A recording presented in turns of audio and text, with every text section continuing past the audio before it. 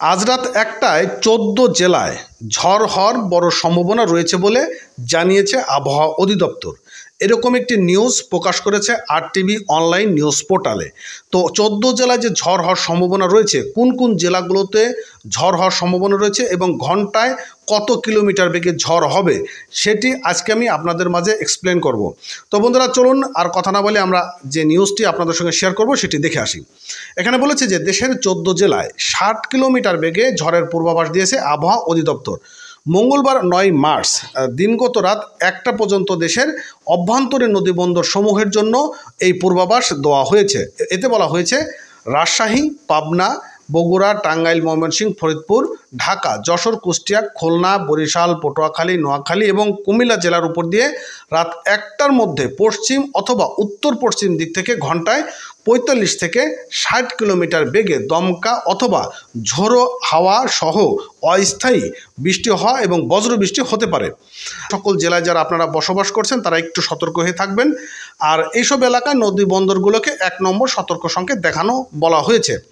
এদিকে মঙ্গলবার ১৯ মার্চ সকাল ৯টা থেকে পরবর্তী ৭২ ঘন্টা পূর্বাভাসে বলা হয়েছে পশ্চিম লঘুচাপের বর্ধিত অংশ পশ্চিমবঙ্গ এবং তৎসংলগ্ন এলাকায় অবস্থান করছে এবং মৌসুমের স্বাভাবিক লঘুচাপ দক্ষিণ বঙ্গোপসাগরে অবস্থান করেছে।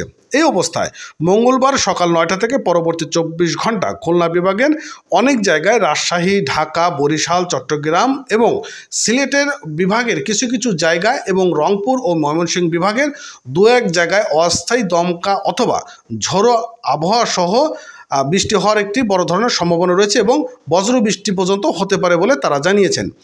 আর বুধবার সকাল ৯টা থেকে পরবর্তী ২৪ ঘন্টা রাজশাহী, রংপুর, চট্টগ্রাম বিভাগের অনেক জায়গায় এবং ঢাকা, ময়মনসিংহ, বরিশাল, চট্টগ্রাম ও সিলেট বিভাগের কিছু কিছু জায়গায় অস্থায়ী দমকা অথবা ঝোড়ো হাওয়া সহ বৃষ্টি অথবা বজ্রবৃষ্টি হওয়ার সম্ভাবনা রয়েছে এবং এই জায়গাগুলোতে সারাদিন দিনের তাপমাত্রা ১ থেকে ৩ ডিগ্রি সেলসিয়াস হ্রাস পেতে পারে এবং রাতের তাপমাত্রা সামান্য হ্রাস পাবে বলে তারা জানিয়েছেন।